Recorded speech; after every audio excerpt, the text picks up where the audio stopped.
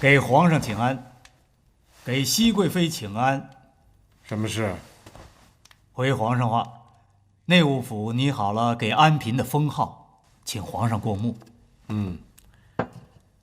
你来帮朕看看吧。字的意思倒还都好，这个肃字，刚得克就约肃，冒功心境约肃。倒是这个文字，好像更对安妹妹的性子。蓉儿静默谦顺，乃礼仪人也。这个文字的确更贴切。文这一字，可以说是文静有礼，但更多的时候是形容一个人富有诗书气自华。若选了这个字，只怕安妹妹会多心了。那便只剩个丽字了。丽字，容颜姣好，是成双成对的美意，又可指伉俪情深，果然是极好的。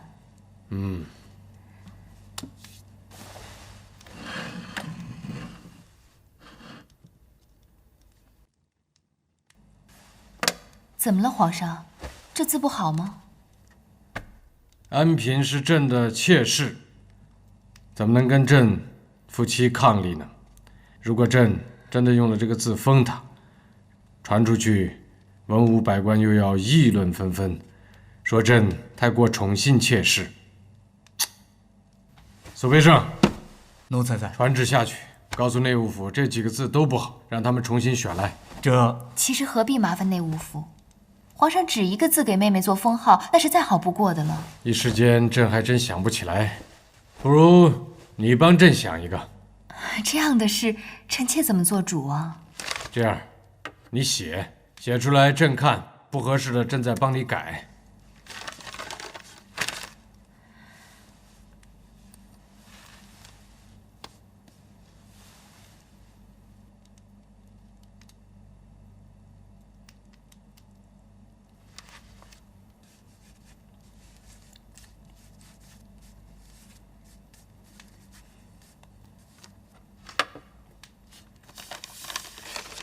皇上看，可好？离能歌善舞，性情又像黄鹂一样和顺，而且黄鹂又是两情缱绻的鸟儿。皇上，奴才听说黄鹂多子，正如安嫔如今怀了孕，这不是多子多福吗？这样说来的确不错。苏培盛，去传旨吧，再请皇后择个吉期。师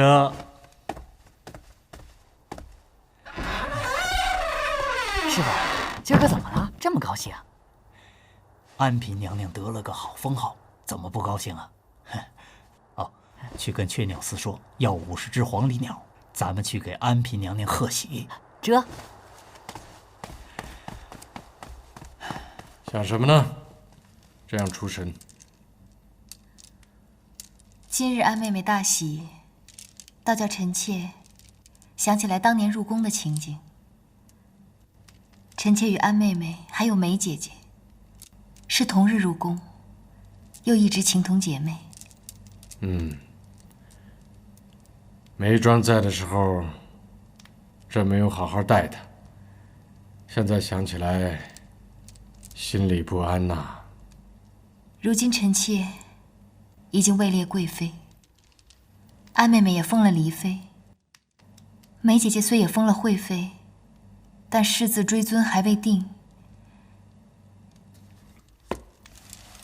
臣妾想求一求皇上的恩典，再赐梅姐姐一份哀荣吧。逝者已逝，生者也不能为他们多做些什么，那就依你所言，以表追思吧。皇后病着，这事就交由你处理。是，既然说了，那臣妾就斗胆再求一份恩典。齐妃是畏罪自戕，依例是不能追封的，但三阿哥渐渐大了，也得顾及他的颜面。既如此，那些已故的嫔妃就一起追封了吧。年羹尧与隆科多都已伏法，朕也不想落个苛待后宫的名声，就封华贵妃为皇贵妃吧，也算是尽朕的一份哀思。说起追封一事，倒叫臣妾想起了今日皇后在景仁宫说的一句话。哦，皇后娘娘说，六宫妃位多悬，臣妾也是这样想的。宫中不乏比臣妾资历深厚、德行贵重的嫔妃，臣妾忝居高位，常常自觉不安。说起来，六宫之中也是许久没有大封过一次了。皇后不提，朕都疏忽了。臣妾也是这样想，已故者可以放一放，倒是宫里朝夕相处的姐妹，该好好尽一尽位分了。后宫和睦，对皇上的前朝也是有所注意的。臣妾只求皇上一样，无论如何加封宫中各位姐妹，只请皇上一定要以端妃姐姐为尊，居于臣妾之上，否则臣妾终究难安。端妃进宫最久，皇贵妃这个位子本也当得，只是朕心里总是更属依于你。皇上心里有臣妾，臣妾心里明白，不愿在名位上计较。既如此，那朕就册封端妃为皇贵妃。朕早些年很委屈了静妃，她又素性温和，就册为贵妃与你并尊吧。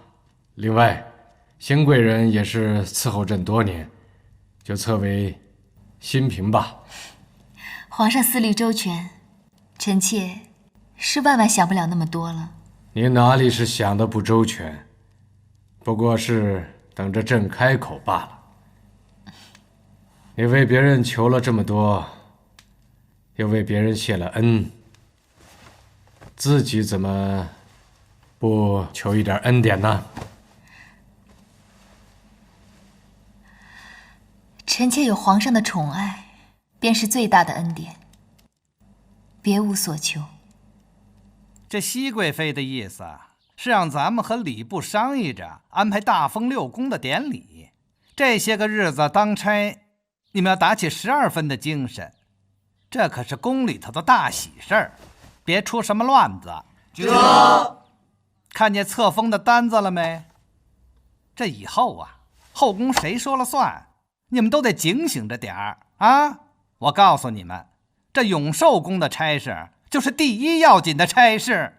多谢总管提点。还有，给安平定封号的差事，是你们谁去办的呀？是奴才。你们想要巴结，也得知道自己巴结的是谁，该不该巴结。来人，拖出去打40大棍，扔进慎刑司服役去吧。奴才冤枉了！这安嫔呐，封了丽妃，眼瞧着是得宠，可你们要是瞎巴结，得罪了人，自己个儿都不知道，那就活该被打死。这